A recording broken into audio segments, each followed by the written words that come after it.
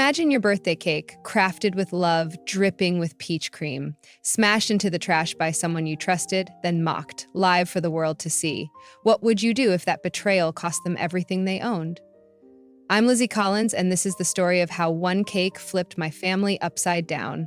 Stick around to find out who crumbled first. Hit subscribe and help me reach my first 1,000. Let's build this empire together. The alarm buzzed at 6:45 a.m., but Elizabeth Lizzie Collins was already awake, her apron dusted with flour, standing in the heart of her tiny Manhattan kitchen. The morning sun streamed through the high-rise window, casting golden streaks across her workspace. She was piping delicate swirls of lavender buttercream onto a 3-tiered cake, a masterpiece she'd been dreaming up for weeks. This wasn't just any cake, it was her birthday cake. A personal project she planned to unveil on Instagram later that week. With over 150,000 followers on her account, Lizzie's Sweet Empire, every post was a chance to shine. And this one? It was going to be epic. "Hey, you're up early," Michael said, stumbling into the kitchen in his faded NYU hoodie, rubbing sleep from his eyes. Her husband wasn't the polished executive type. Just a lanky software engineer who'd rather debug code than wear a suit. He leaned over her shoulder, sniffing the air. "Smells like heaven. Is that for us or your adoring fans?" "Both," Lizzie grinned, flicking a bit of icing at him. "It's my birthday cake, but I'm filming the reveal tomorrow. Gotta keep the empire happy." She winked, and he laughed, catching the icing with his finger and popping it into his mouth. "Still brilliant," he said, his voice warm. "You're gonna kill it with that hotel deal, you know that, right?" He was talking about her latest win, a contract to supply custom desserts for a swanky 5-star hotel in Midtown. It was the kind of gig that could take her little online bakery to the next level, maybe even get her a storefront someday. Lizzie shrugged, but her cheeks flushed with pride. She'd built Lizzie's Sweet Empire from scratch, literally. 5 years ago, she was just a girl with a hand mixer and a dream, posting shaky videos of cupcakes on Instagram. Now she was an influencer, a pastry artist whose colorful cakes had been featured in Food and Wine. She met Michael at a startup party where she'd catered the dessert bar. Her triple chocolate mousse had him hooked before she even said hello. A year later, they were married, living in this cozy 12th floor apartment with their tabby cat, Mochi, who was currently napping on the couch. Life was good, almost perfect, really, except for one thing. Her phone buzzed on the counter and she glanced at it. A text from her mom, Martha. "Hey, sweetie, check your mail today. Sent you something special for your B-Day. Love you." Lizzie smiled. Her parents, Jonathan and Martha, were her biggest cheerleaders. Back in California, they ran Collins Bakery, a chain of 50 stores famous for its quirky flavors, like the peach Melba dream cake she'd loved as a kid. They'd retired-ish, popping in to tweak recipes or cheer her on, and she couldn't wait to see what they'd cooked up this time. "Mom's up to something," she said, showing Michael the text. He raised an eyebrow, pouring coffee into his chipped Star Wars mug. "Another surprise? Last year it was that mixer you're obsessed with." "Exactly. They're the best." She paused, then added, "Unlike some people." Michael groaned, knowing exactly where this was headed. "Don't start, they're not that bad." "Not that bad." Lizzie turned, hands on her hips, the piping bag still dangling from her fingers. "Your mom called my job a cute little hobby last month, and your dad, he asked if I'd ever consider a real career in front of my face." "They're just old school," Michael said, sipping his coffee. "You know how they are. Dad's all about his Boston real estate empire and Mom's stuck in her perfect housewife bubble. They'll come around." Lizzie snorted. "Yeah, when pigs fly over the Hudson." She wasn't wrong to be skeptical. Robert and Vivian Morrison, Michael's parents, were a different breed. Robert was a self-made real estate mogul who'd turned a single Boston condo into a multi-million-dollar portfolio. He carried himself like he owned every room he walked into, his voice booming with pride over his latest waterfront project. Vivian, a former beauty queen turned socialite, spent her days sipping martinis and judging anyone who didn't meet her standards, which apparently included Lizzie. From the moment Michael brought her home, they'd made it clear. A baker wasn't the right fit for their golden boy. Never mind that Michael didn't care about their approval. He'd picked Lizzie over their stuffy expectations every time. Her phone rang, interrupting her thoughts. She wiped her hands and hit speaker. "Hey, babe." Michael's voice crackled through. "I'm heading out. Got a big code review today, but I'll be home early for your birthday prep, okay?" "Love you," she called as he hung up. She turned back to her cake, humming softly. The kitchen smelled like sugar and promise, and for a moment, everything felt right. Then her phone buzzed again, this time a FaceTime call. She frowned. The screen flashed Vivian Morrison. Against her better judgment, she answered. Vivian's face filled the screen, her platinum hair perfectly coiffed, a martini glass dangling in her hand. "Elizabeth, darling," she drawled, her tone dripping with fake sweetness. "I hope I'm not interrupting your little baking thing." Lizzie forced a smile. "Nope, just working. What's up?" "Oh, nothing much. Robert and I were just talking about Michael's future, you know. Real careers don't involve aprons and frosting." She laughed, a sharp, grating sound. In the background, Robert's voice boomed. "Tell her about the waterfront deal. Biggest project yet. Gonna put Boston on the map." "Wow, congrats," Lizzie said flatly. "Anything else?" Vivian smirked. "Just checking in. We might swing by New York soon. Surprise Michael." "Don't worry. We won't stay long. Wouldn't want to cramp your creative space." The call ended and Lizzie stared at the screen, her stomach twisting. A surprise visit? Great. Just what she needed. Her in-laws barging in, judging her life, probably turning up their noses at her birthday cake. She shook it off, focusing on the lavender swirls. She had a hotel deal to nail, a birthday to celebrate, and a mystery gift from her parents on the way. Nothing was going to ruin this week. Or so she thought. As she slid the cake into the fridge, she muttered to herself, or maybe to her imaginary vlog audience, "I didn't know it yet, but that cake, it was about to turn my family upside down." Lizzie Collins stood in her Manhattan kitchen, the late afternoon sun casting long shadows across the counter. Her birthday was tomorrow, and she'd just finished the final touches on her lavender cake, a towering beauty she'd spent days perfecting for her Instagram reveal. She snapped a quick photo, grinning at the thought of her followers' reactions. But then the doorbell rang, sharp and unexpected. She wasn't expecting anyone. Michael was still at work, and the mystery gift from her parents hadn't arrived yet. Wiping her hands on her apron, she headed to the door. Standing there was a delivery guy, holding a large white box with a familiar logo, Collins Bakery. Her heart skipped. Elizabeth Collins? "Sign here," he said, handing her a clipboard. She scribbled her name, practically bouncing as she carried the box inside. The note taped to the top was in her mom's handwriting. "Happy birthday, our star. Made with love, Mom and Dad." She tore it open, and there it was. A peach Melba dream cake. Layers of peach-infused sponge and raspberry cream, topped with glistening fruit. It wasn't just a cake. It was a memory. The dessert her dad used to make when she was little, now elevated with their signature flair.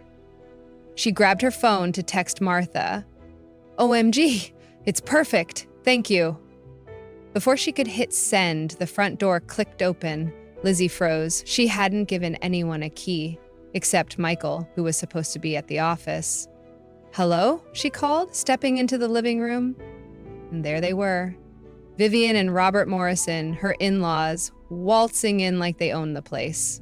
Vivian's heels clacked on the hardwood, her designer scarf fluttering, while Robert plopped onto the couch, already flipping through channels on the TV. "Vivian? Robert?" Lizzie's voice cracked. "What are you doing here?" "Oh, darling," Vivian said, waving a hand. "We had a last-minute thing in Boston, so we thought we'd pop by. Michael gave us the spare key ages ago. Didn't he tell you?" Her smile was all teeth, no warmth. Robert grunted from the couch. "Surprise visit. Don't make a fuss." Lizzie's stomach twisted. She hadn't signed up for this. He didn't mention it, she said, forcing calm. I was just about to. She gestured toward the kitchen, but Vivian was already striding past her, peering at the counters. What's all this mess? Vivian sniffed, eyeing the peach Melba cake still in its box. Another one of your little projects?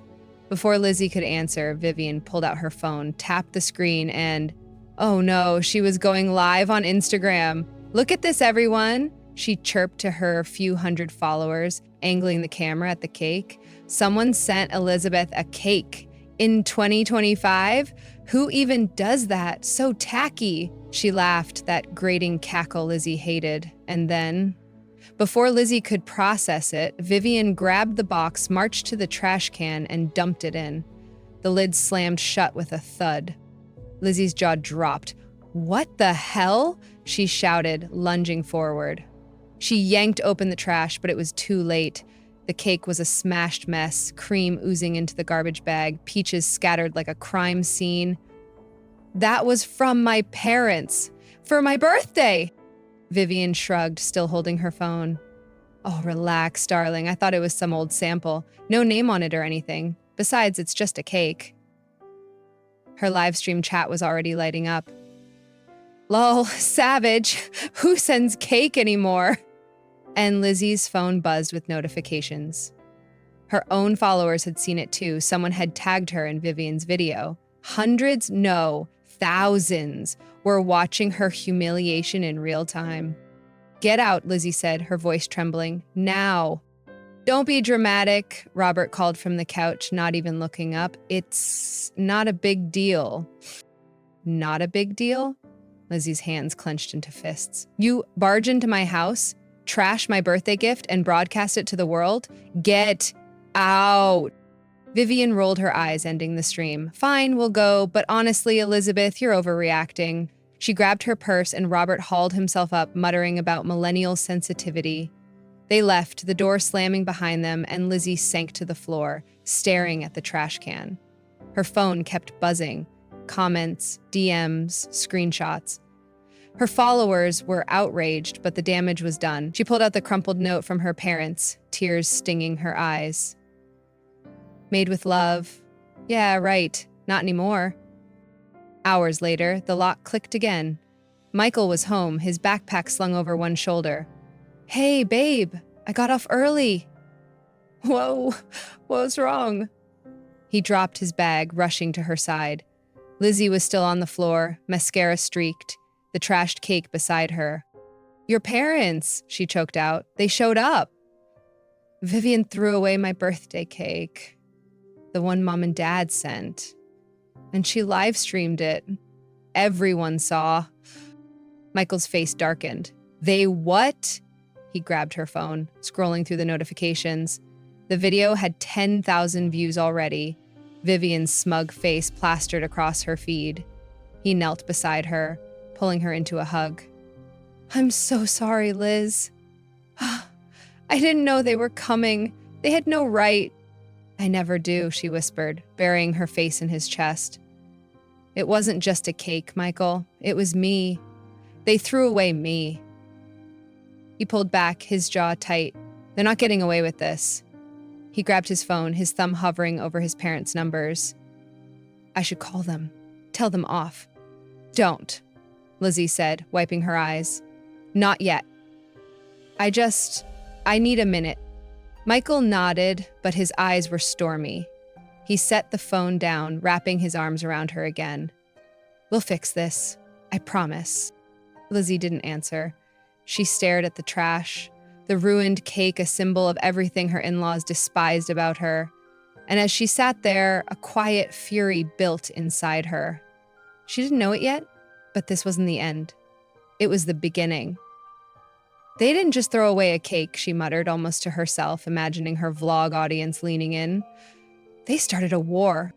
The Manhattan apartment was eerily quiet after Vivian and Robert left, the trashed peach Melba cake still sitting in the garbage like a silent accusation.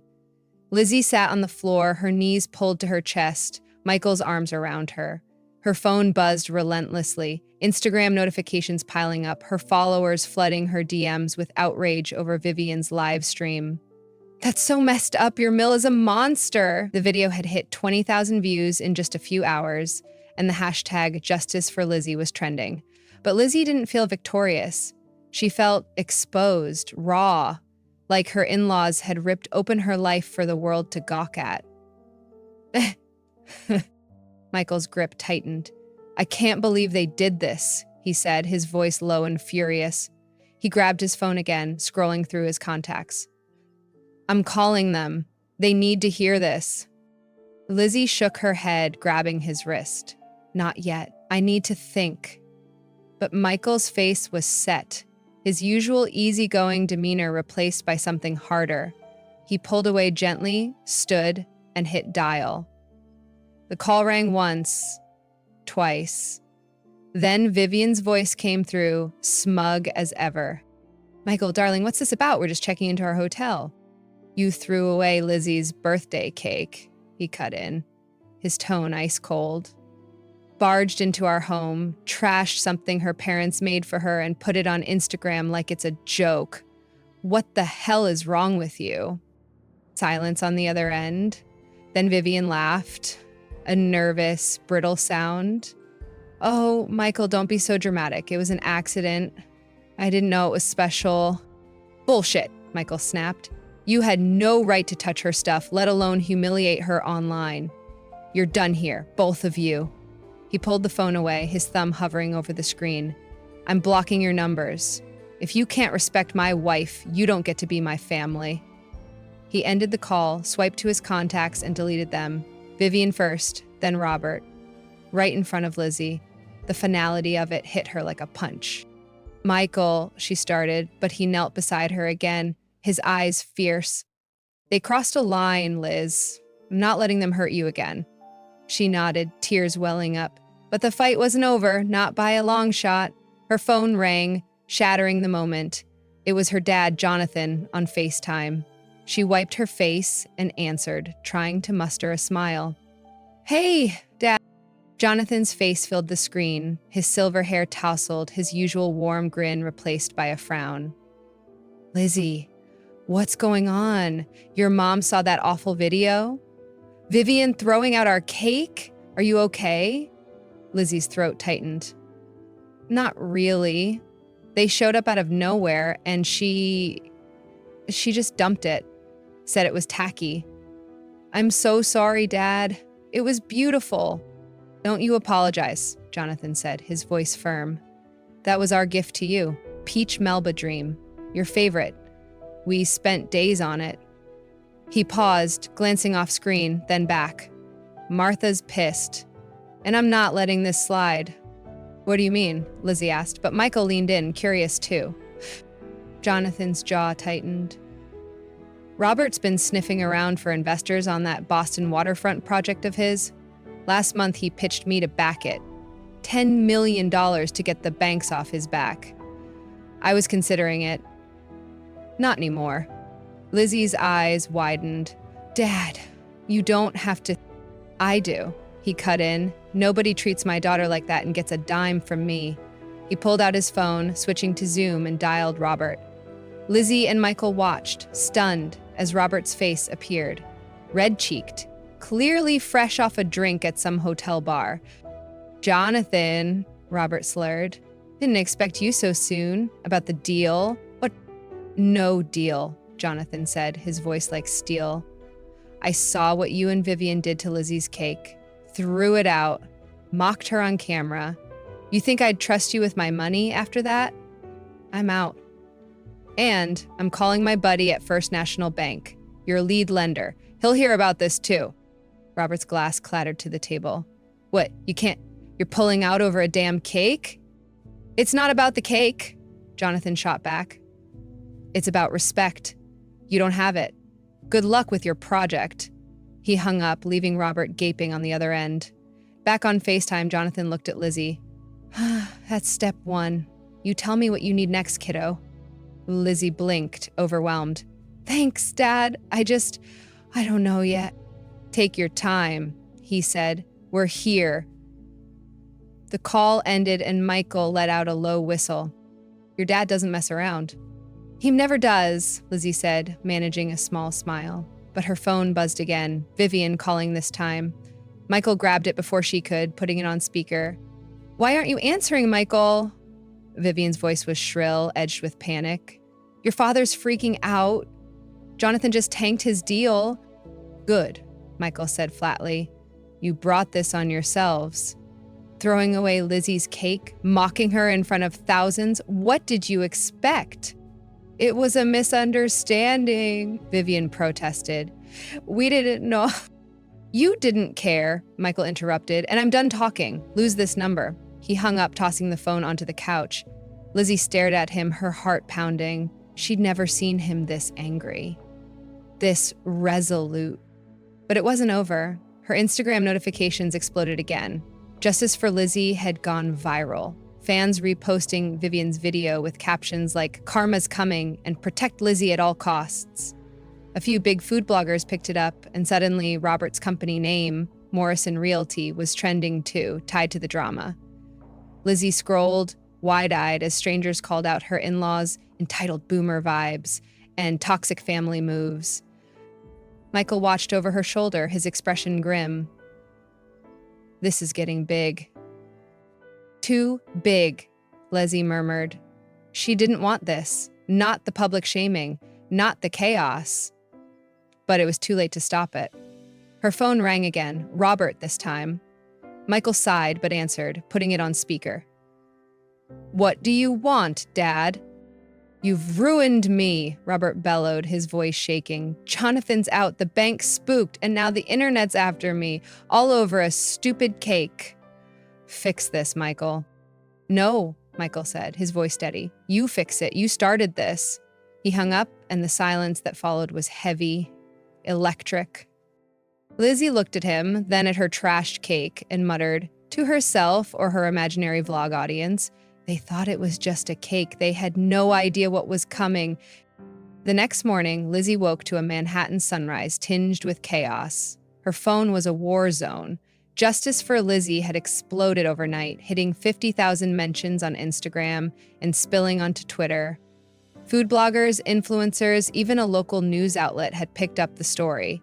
Boston real estate tycoon's wife trashes daughter-in-law's birthday cake in viral video. Morrison Realty's Yelp page was flooded with one-star reviews. Disrespectful family, disrespectful business. And Lizzie's followers were relentless, demanding apologies.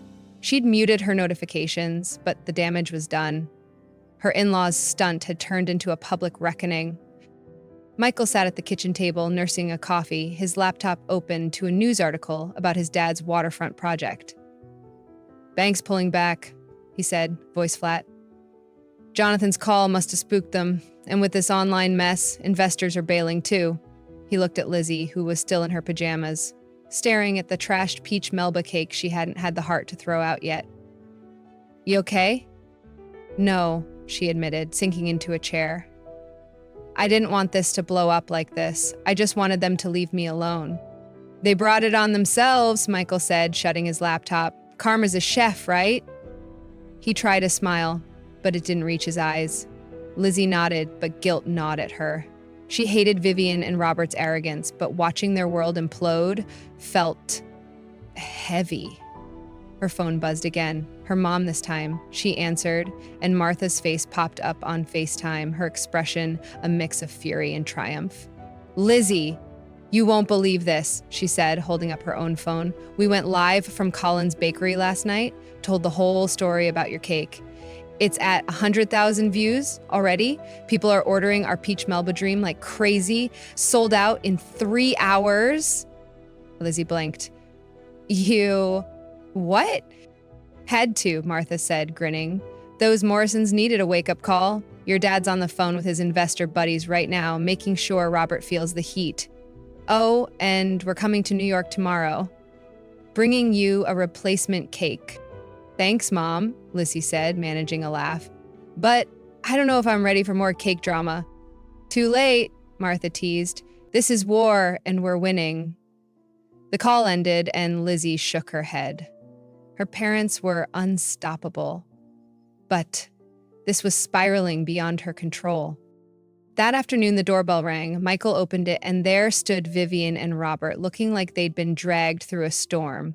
Vivian's hair was a mess, her designer scarf replaced by a wrinkled sweater. Robert's suit was rumpled, his eyes bloodshot. In Vivian's hands was a small velvet box. "We need to talk," she said, her voice shaky. Michael crossed his arms. "You've got 5 minutes." They stepped inside, and Lizzie stood by the kitchen counter, arms folded, her trashed cake still in view. Vivian set the box down, avoiding her eyes. "Elizabeth, we're sorry. I didn't mean to upset you that much. I thought it was just some old thing." "Save it," Lizzie cut in. "You live-streamed it, Vivian. Called it tacky. Thousands of people saw you laugh while you threw away something my parents made for me. You don't get to play dumb." Vivian flinched. "I didn't think—" "That's the problem," Michael said, stepping forward. "You never think about anyone but yourselves." He turned to Robert. "And you? Backing her up like it's nothing? What's your excuse?" Robert rubbed his face, his voice hoarse.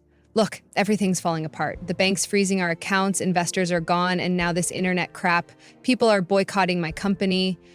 I didn't mean for it to go this far." He glanced at the velvet box. "Those are Vivian's earrings, her mom's. We brought them for you, Elizabeth. A peace offering." Lizzie stared at the box, then at them. "You think earrings fix this? My birthday's ruined. Your son's done with you, and your business is tanking because you couldn't respect me. Keep your jewelry." Vivian's eyes welled up. "Please, Michael, talk to Jonathan. He's killing us. We'll lose the house, everything." "No," Michael said, his tone final. "You made your bed. Lie in it." He opened the door, gesturing them out. "Go."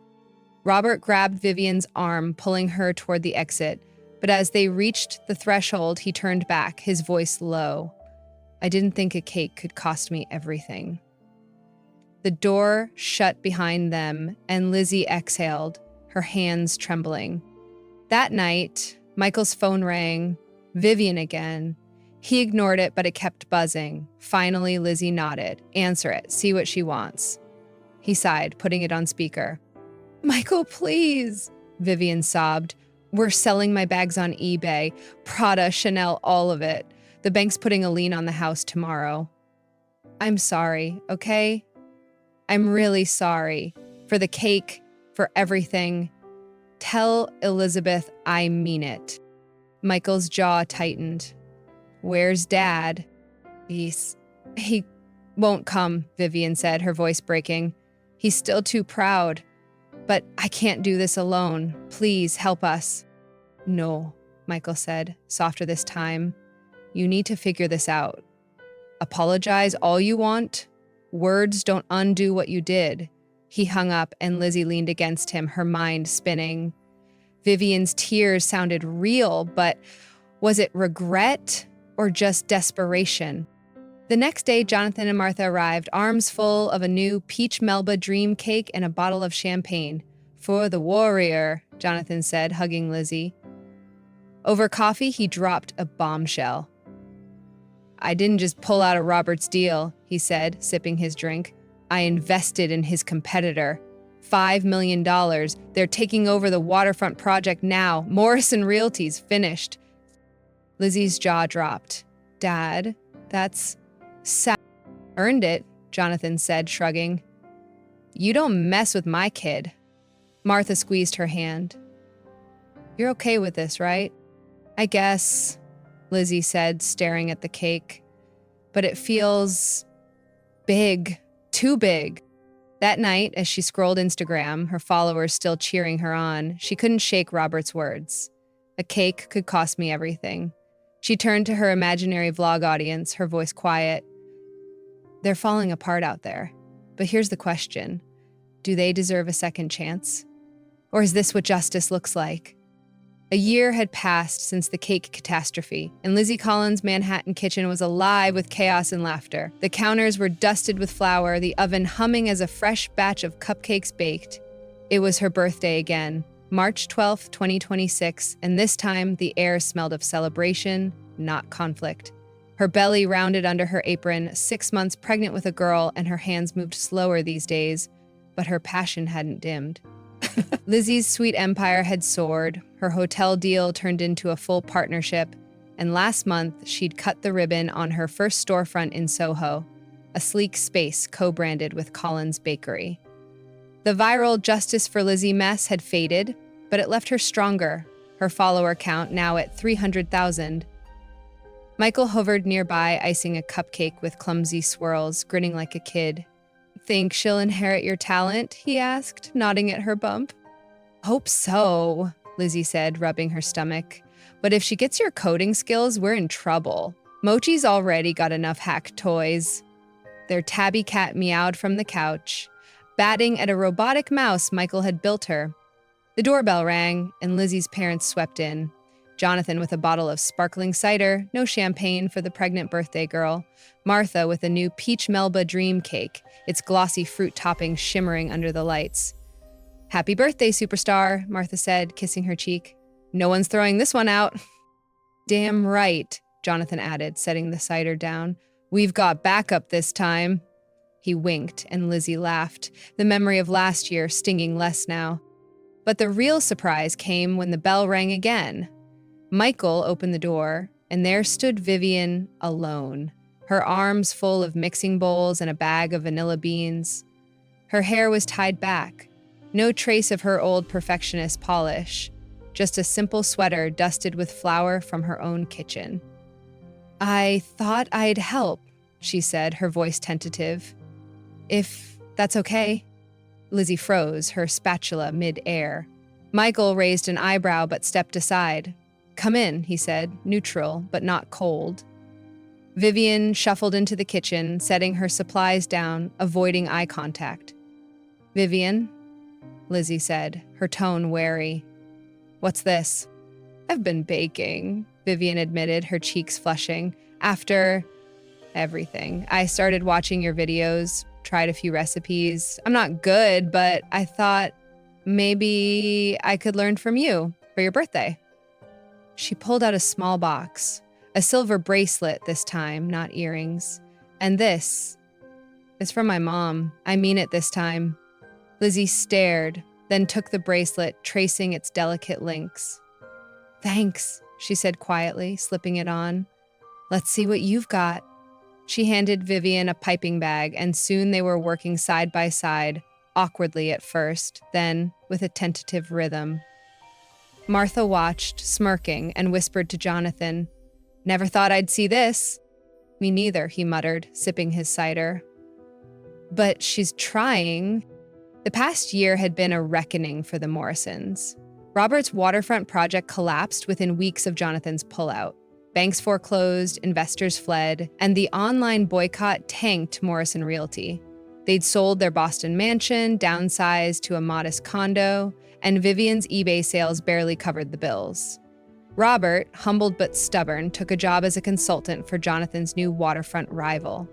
A bitter pill he swallowed to keep food on the table. Vivian, though, had cracked open her apology last year, was just the start.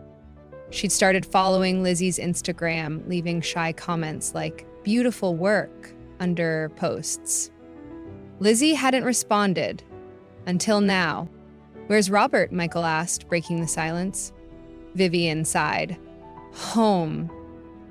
He's still processing, but he wrote this." She handed Lizzie a folded letter. Lizzie opened it, her breath catching at the shaky handwriting. "Elizabeth, I was wrong about you, about what matters. I'm sorry. I hope I can prove it someday. Robert." Lizzie folded it back, her throat tight. "Tell him. I'll think about it."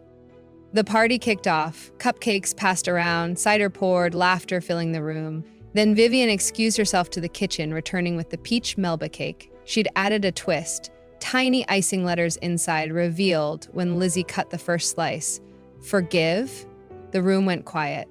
Martha raised an eyebrow, Jonathan coughed into his drink, and Michael stared at his mom like she'd grown a second head. Lizzie looked at the word, then at Vivian's nervous face.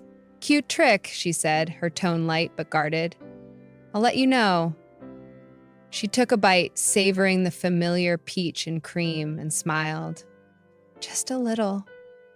Vivian exhaled, a flicker of hope in her eyes. Later, as the party wound down, Michael pulled Lizzie aside. "Found this in the trash last year," he said, holding up a tiny, crumpled piece of the original peach Melba cake, sealed in a Ziploc bag. "Kept it as a reminder of us, not them." Lizzie laughed, tears pricking her eyes, and kissed him. "Gross, but sweet," she said. "You're ridiculous." "Love you too," he grinned. That night, after everyone left, Vivian included, promising to return for baking lessons, Lizzie sat by the window, the city skyline glowing outside. Her new storefront was thriving, her baby was kicking, and her family, fractured as it was, felt possible again. She pulled out her phone, filming a quick vlog for her followers. "Hey, Empire," she said, holding up the bracelet and the cake slice. "It's been a year since the trash can drama. Today, my mother-in-law baked with me. My father-in-law wrote me a letter, and this cake, it's got a question inside. Forgive?" She paused, looking out at the lights. "I don't know yet. People can change. I've seen it. Vivian's trying, Robert's humbled, but trust? That takes time. So I'm asking you, what would you do? Forgive them, forget them, or keep that door cracked open just a little? Drop your thoughts below. I'm reading every one." She posted it, and within minutes, comments poured in. "Forgive, but don't forget. They don't deserve you. Give them a chance. Lizzie, you're bigger than this." She smiled, setting her phone down, and rubbed her belly. "What do you think, little one?" she whispered. The baby kicked, and Lizzie laughed. Her wish, blown out with last year's candles, hadn't come true yet, not fully. But as she looked at Michael, asleep on the couch with Mochi curled beside him, she thought maybe it was close. "Family's messy," she murmured to her imaginary audience, "but maybe that's the recipe."